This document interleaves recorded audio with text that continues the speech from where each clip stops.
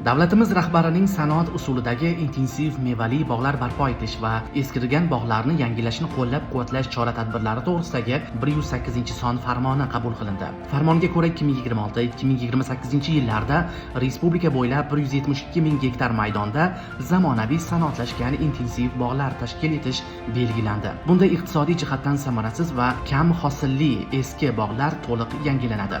Xo'sh, tadbirkorlar uchun qanday imkoniyatlar yaratilmoqda? Endi 5 gektar va undan ortiq maydonda bog' yaratish uchun texnik iqtisodiy asoslar agentlik tomonidan 15 kun ichida beg'araz, bepul ishlab chiqib beriladi. Shuningdek, har bir gektar uchun yillik 14%, 7 yil muddatga 3 yillik imtiyozli davr bilan 120 million so'mgacha imtiyozli kredit ajratiladi. O'z vaqtida to'langan kredit foizlarining 5%lik punkti davlat tomonidan kompensatsiya qilinadi. Bog'larni parvarishlash uchun dastlabki 3 yil davomida har yili har bir gektarga 5 million so'mdan subsidiya beriladi.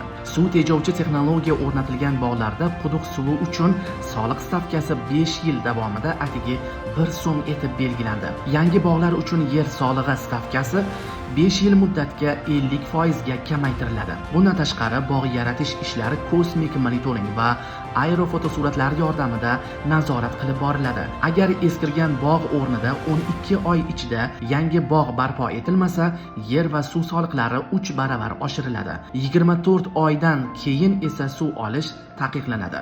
Eng muhimi, endilikda sun'iy intellekt yordamida hosildorlikni prognoz qilish va kasalliklarni erta aniqlash imkonini beruvchi aqlli bog' texnologiyalari joriy etiladi.